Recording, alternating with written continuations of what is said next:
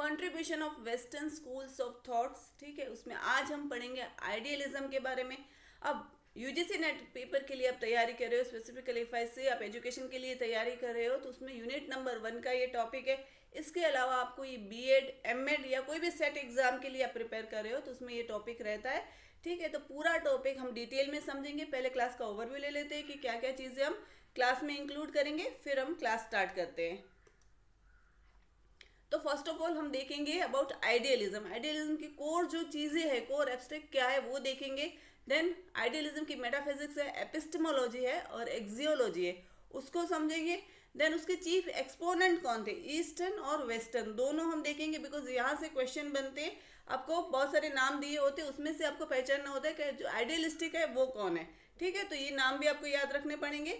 Then forms of idealism क्या है, then principles है, एम्स है, करिकुलम्स है, मेथड ऑफ टीचिंग है, then role of teacher and pupil वो क्या रहेगा वो देखेंगे।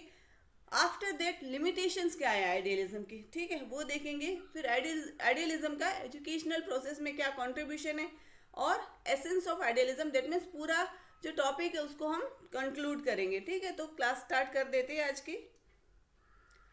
Idealism is the oldest system of philosophy. Idealism को सबसे प्राचीन प्रणाली माना जाता है। जितने भी सारे इज्म है, ठीक है, नेचुरलिज्म है, प्रेगमेटिज्म है, रियलिज्म है, उसमें सबसे जो पुरानी अगर कोई प्राचीन प्रणाली है तो वो आइडियलिज्म है, ठीक है, ऐसा माना जाता है। Idealistic believe that ideas are the true reality, ठीक है। अब ये जो चीज़ें, ये कीवर्ड्स है, आपको यहाँ से क्वेश्चन बनते हैं, आपको याद रखना है कि आइडियलिज्म किस में मानता है, तो वो आइडियाज़ में मानता है। अगर आप नाम देखेंगे तो भी आपको ये चीज़ें इजीली आप इससे कनेक्ट कर पाओगे, ठीक है। अब आइडियलिज्म आइडियाज में मानता है, एंड उसने क्या कहा है, human spirit is the most important element in life, ठीक है। आइडिया की बात करता है, देन ह्यूमन स्पिरिट की बात करता है, ओके।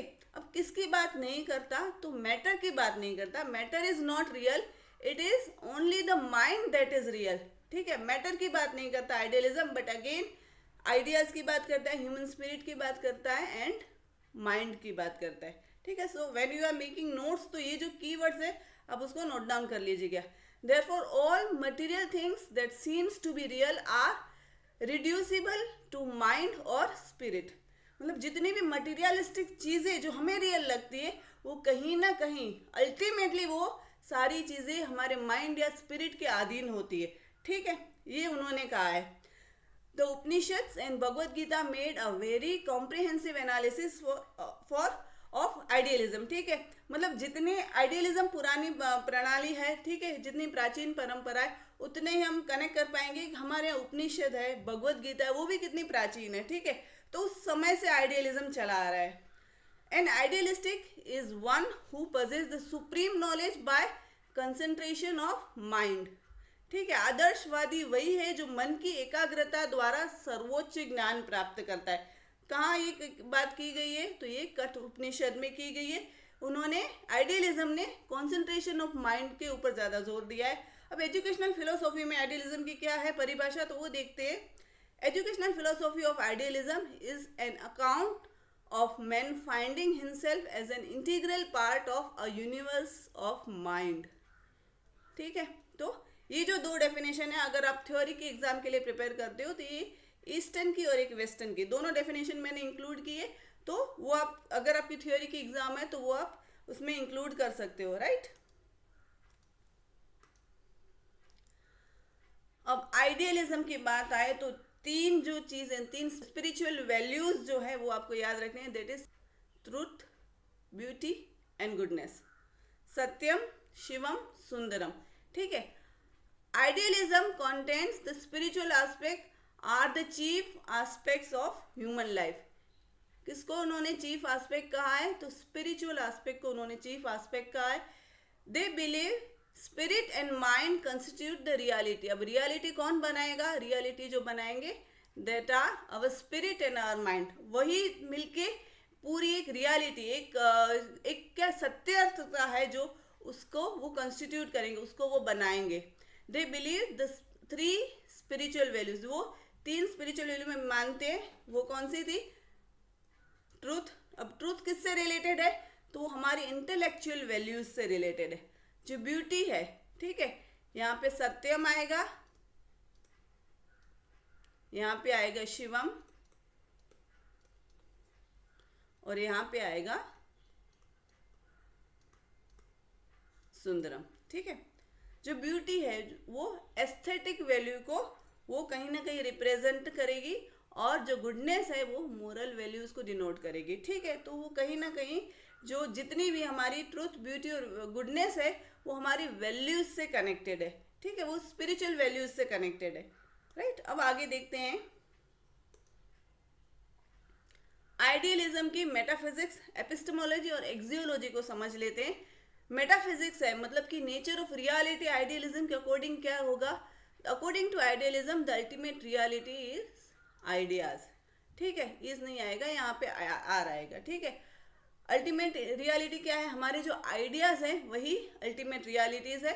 ठीक है, अब epistemology that means process of knowing, knowledge के बारे में आइडियलिज्म के क्या कहना है, ideas are the core achieve knowledge which further lead humankind to self realisation. ठीक है, जो आइडियाज है उसी से हम ज्ञान प्राप्त करते हैं, और वो जो ज्ञान प्राप्त करते हैं वो हमें सेल्फ रियलाइजेशन की तरफ लेके जाता है। राइट, और एक्सियोलॉजी ऑफ आइडियलिज्म क्या है, द स्टडी ऑफ वैल्यूज जिसे हम कहते हैं। Axiology of idealism believe in value judgement to establish what is conducive to human wellbeing. ठीक है, अब हमारे लिए क्या अनुकूल है वो वैल्यू जजमेंट कौन हमें निकाल के देगा, एक्सियोलॉजी ऑफ आइडियलिज्म। तो ठीक है, ये these are the three main aspect, metaphysics, epistemology and axiology of idealism. Now moving ahead, chief exponent कौन है आइडियलिज्म के, ईस्टर्न और वेस्टर्न दोनों हमने याद रखने हैं। अब वेस्टर्न की बात करें तो सुकरात है, सोक्रेटिस जिसे हम कहते हैं, प्लेटो है, डेस्कार्टिस है, स्पिनोजा है, बर्कले है, कांट है। अरे वेस्टर्न आइडियलिस्टिक है, और जो ईस्टर्न है वो सबसे पहले अगर हम वेदों से स्टार्ट करें तो वैदिक जो ऋषि है, उपनिषद है, गीता है, उसके बाद स्वामी विवेकानंद है, औरबिंदो है और महात्मा गांधी, वो सारे आइडियलिस्टिक में उनकी जो फिलोसॉफी है उसमें मानने वाले हमारे ईस्टर्न आइडियलिस्टिक थे। ठीक है, now moving ahead, different forms of idealism वो देख लेते हैं। फर्स्ट ऑफ ऑल है प्लेटोनिक आइडियलिज्म। ठीक है, प्लेटो उसमें मानने वाले थे, उन्होंने ये चीज़ें उन्होंने प्रपोज की थी। It believes in the existence of universal object of abstract nature is more perfect than physical object. ठीक है, जो एब्स्ट्रैक्ट नॉलेज है, ठीक है, जो भी ऑब्जेक्ट का एब्स्ट्रैक्ट चीज़ है वो ज़्यादा परफेक्ट है किसकी कंपेयर में, जो फिजिकल ऑब्जेक्ट्स है जो हमें दिखाई देते हैं, these are the physical objects. और जो एब्स्ट्रैक्ट चीज़ें कौन सी होती, जो हमारे कहीं ना कहीं हमारे माइंड से रिलेटेड होंगी, हमारे आइडियाज से रिलेटेड होंगी, वो सारी चीज़ें एब्स्ट्रैक्ट में आ जाएंगी। ठीक है, तो ये प्लेटोनिक आइडियलिज्म है। Then moving towards objective idealism. Objective idealism is variant of idealism long after Plato, मतलब कि प्लेटोनिक आइडियलिज्म आया उसके काफ़ी समय बाद ऑब्जेक्टिव आइडियलिज्म आया। ठीक है, which asserts that ideas exist in themselves and can only be assessed through experience। अब ऑब्जेक्टिव आइडियलिज्म किसकी बात करेगा, हमारे अनुभव की बात करेगा, वो हमारे अनुभव से चीज़ों को रिलेट करेगा। ओके, नाउ ऑब्जेक्टिव के बाद नेक्स्ट जो आता है idealism, that is subjective idealism. Okay, subjective की बात आए तो बर्कले का नाम उससे एसोसिएट कर सकते हैं आप। Subjective idealism holds that ideas exist in the mind, It therefore follows that there is no mind independent world। मतलब कि जो आइडियाज है वो कहाँ रहेंगे, वो हमारे माइंड में रहते हैं। तो ऐसा कोई भी जगत, ऐसा कोई भी वर्ल्ड नहीं है जो माइंड से इंडिपेंडेंट, मतलब कि माइंड से अलग वाली कोई दुनिया है ही नहीं। मतलब कहीं ना कहीं वो सब्जेक्टिविटी की बात आ गई। ओके, तो जो भी दुनिया, जो भी हम जगत हम देख रहे हैं वो माइंड से डिपेंडेंट है। ठीक है, उससे माइंड से अलग कुछ भी नहीं है। राइट, अब उसमें भी दो पार्ट है, that is radical subjective idealism, मतलब कि कट्टरपंथी व्यक्तिपरक आदर्शवाद, और दूसरा जो है मॉडरेट सब्जेक्टिव आइडियलिज्म। बस ये दो नाम याद रखिएगा, इसको डिटेल में हमें जानने की इतनी कोई ज़रूरत नहीं है। ठीक है, these are the basic form of idealism. Now principles of idealism क्या रहेंगे, the world has two forms, दुनिया के दो रूप है, कौन कौन से है? तो एक तो स्पिरिचुअल वर्ल्ड है, दूसरा है मटेरियलिस्टिक वर्ल्ड, ठीक है। Spiritual world is more important then materialistic thing. तो पहले से ही हमने देखा है शुरू से ही कि आइडियलिज्म है वो स्पिरिट में मानने वाले, वो मटेरियलिस्टिक चीज़ों को वो कहीं ना कहीं निग्लेक्ट करते हैं, ठीक है। तो उनका जो मेन एस्पेक्ट है पूरे आइडियलिज्म का, वो आइडिया से रिलेटेड है, स्पिरिचुअलिटी से रिलेटेड है, right. Ideas are more important than object. Importance of human being over nature, human being को ज़्यादा इंपॉर्टेंस देते हैं। Study of man's nature and his mind is more important than study of material universe. Again अगर material universe आएगी बात उसकी, तो materialistic चीज़ों की बात आएगी, राइट। तो वो मटीरियलिस्टिक चीज़ों में कंपेयर टू स्पिरिचुअलिटी वो कम मानने वाले हैं, तो यहाँ पे ये चीज़ें वो नहीं मानेंगे, ठीक है। Values are predetermined, man can't create values. Values है वो प्री डिटरमाइंड मतलब पूर्व निर्धारित, आप वैल्यूज बना नहीं रहे हो, आप सिर्फ उसमें चेंजेस कर रहे हो, ठीक है। अब आगे देखते हैं प्रिंसिपल्स ऑफ आइडियलिज्म में। Trust and belief in spiritual values, spiritual values में हमें ट्रस्ट करना है, भरोसा करना है, क्योंकि वही उसका मेन एस्पेक्ट है। Reality is to be found in man's mind rather than materialistic nature, ठीक है। मटीरियल नेचर में हमें कहीं रियलिटी नहीं मिलेगी, कहाँ मिलेगी? हमें ह्यूमन माइंड में मिलेगी reality. What is ultimately real is not the object itself but the idea और आइडियल और आइडिया बिहाइंड द ऑब्जेक्ट, ठीक है। अगर कोई आप ऑब्जेक्ट देख रहे हो तो आपको वो रियल लग रहा है, बट अगर आइडियलिज्म की बात माने तो वो क्या कहते हैं कि वो जो ऑब्जेक्ट आपको रियल लग रहा है वो रियल नहीं है, ठीक है। उसके पीछे जो आइडिया है ना वो रियल है, ओके। तो these are the basic principle of idealism. अब एम्स ऑफ आइडियलिज्म क्या है वो देख लेते हैं। To achieve spiritual development is one of the major aim of education, ठीक है। Identify and develop abilities to the best level in an individual in order to better to serve the society। हमें society को सर्व करना है तो हमें हमारी जो एबिलिटीज़ हैं, ठीक है, वो हमें आइडेंटिफाई करनी है और उससे हमें नर्चर करना है। एनहांसमेंट ऑफ पर्सनालिटी और self realization means the human can understand his और her own personality and realize the self, ठीक है। पहले तो हमें खुद को जानना पड़ेगा, फिर ही हम वो चीज़ें खुद को, अगर हमारी पर्सनालिटी किस टाइप की है अगर हम जानेंगे तो ही हम हमारी पर्सोना जो है उसको हम डेवलप कर पाएंगे। तो उन्होंने क्या कहा है कि खुद की पर्सनालिटी को जानना पड़ेगा, फिर हमें उसे एनहांस करना पड़ेगा, राइट। आगे कंटिन्यू करते हैं aims of education. Conservation and transmission of cultural heritage is one of the most aim of education, ठीक है। उन्होंने वैल्यूज के लिए भी वही कहा था कि वो जो चीज़ें हैं आप वैल्यूज जनरेट नहीं करते, वो प्री डिटरमाइन है, ठीक है, पहले से एग्जिस्ट कर रही है।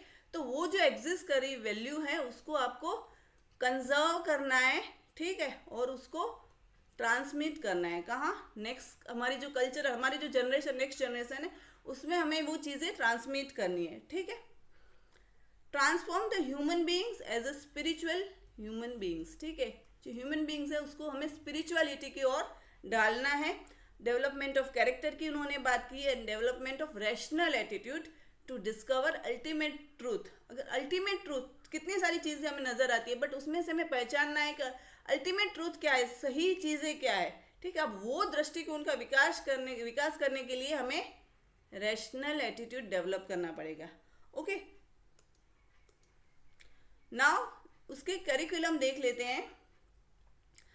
Idealism emphasizes on spiritual side of man. So for the idealistic curriculum, it is based on the idea or assumption of the spiritual nature of the man, ठीक है। स्पिरिचुअलिटी में बिलीव करेंगे तो ऑफकोर्स उसकी वो साइज पे ज़्यादा झुकाव होगा।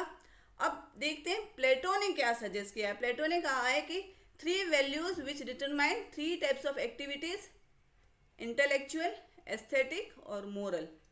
तीनों में उन्होंने कंपार्टमेंटलाइज कर दिया है कि इंटेलेक्चुअल में कौन कौन से सब्जेक्ट होने चाहिए, एस्थेटिक में कौन कौन से सब्जेक्ट होने चाहिए, और मोरल वैल्यूज हमें अगर बच्चों में डेवलप करनी है तो कौन कौन से सब्जेक्ट हमें करिकुलम में डालने हैं। तो अब इंटेलेक्चुअल की बात करें तो लैंग्वेज है, लिटरेचर है, साइंस है, मैथमेटिक्स है, हिस्ट्री है, जियोग्राफी है, वो सारी चीज़ें ऐसा सब्जेक्ट लेना है। तो अगर वो चीज़ें लेंगे तो बच्चों की इंटेलेक्चुअल जो एक्टिविटीज़ हैं वो होंगी, तो वो एक उसमें एक वो एस्पेक्ट डेवलप होगा।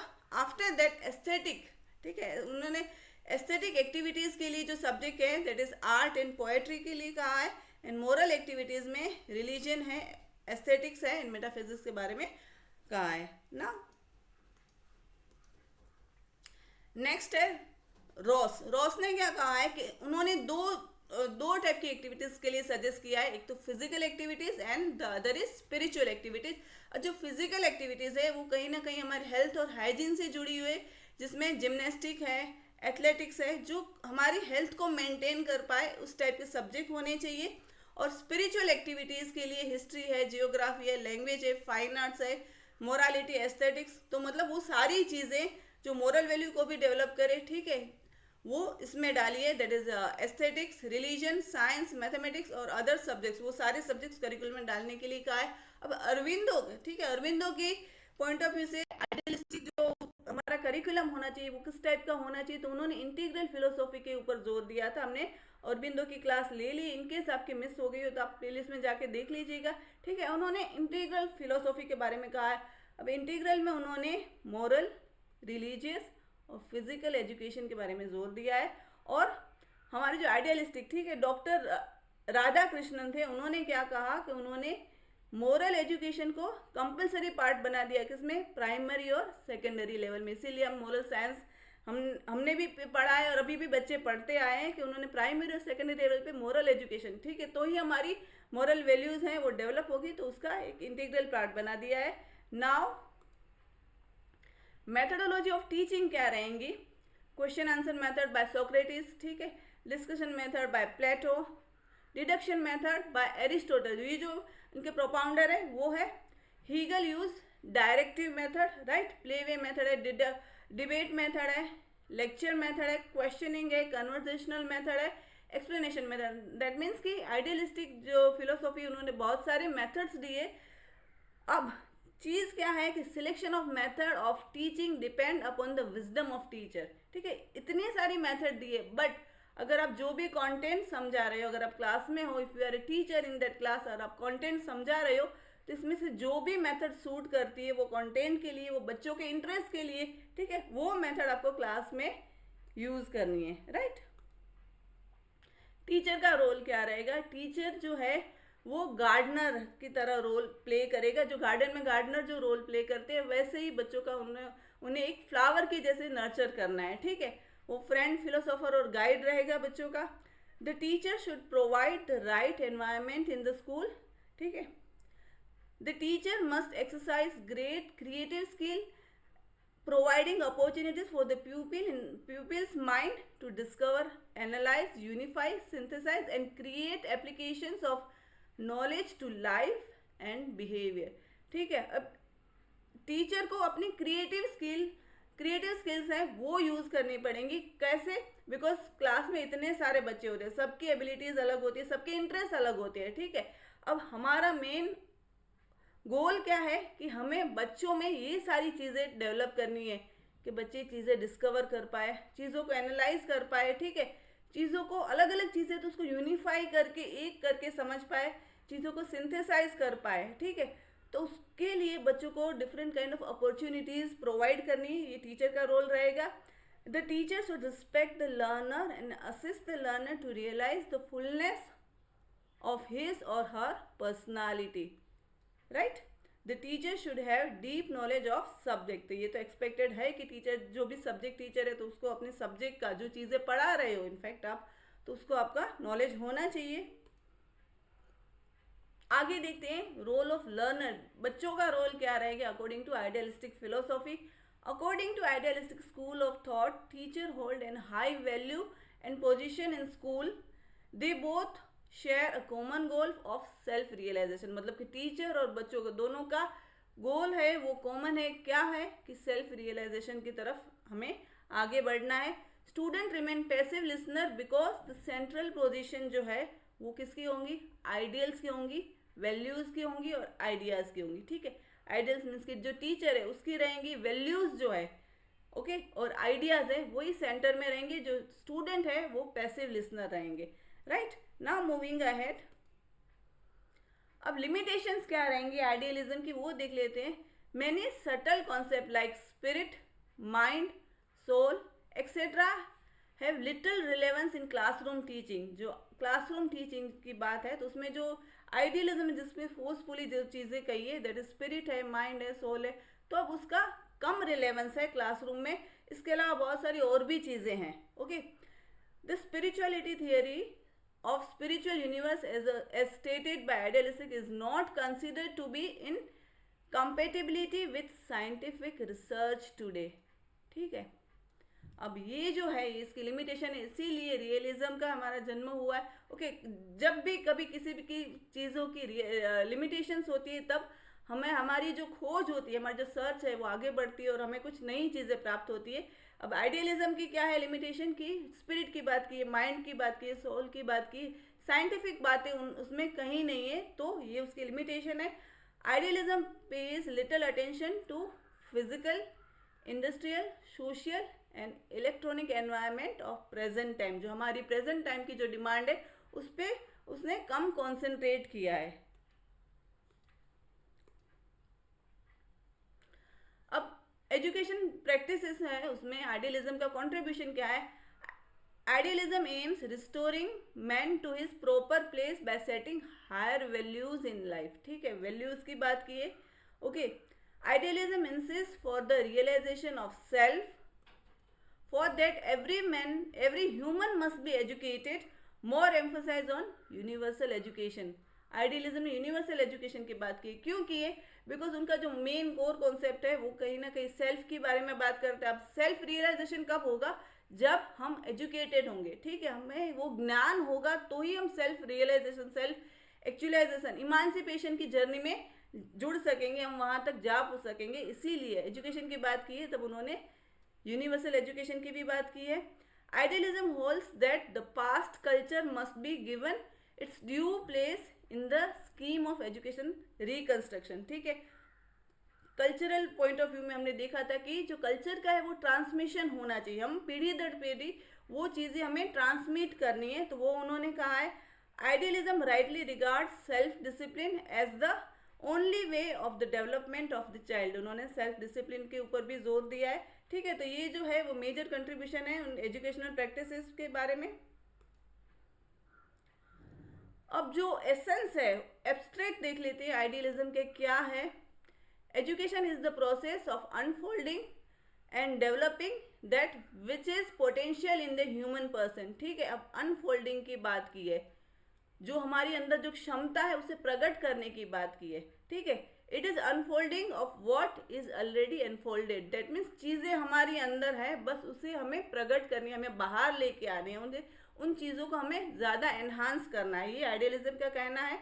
Learning is the discovery process in which learner is stimulated to recall the truth present within mind. ठीक है, वो लर्निंग जो है, educating ourself is a discovery process. ठीक है, जो ट्रूथ है, जो चीज़ें हमारे माइंड में है उसे डिस्कवर करने की बात की गई है।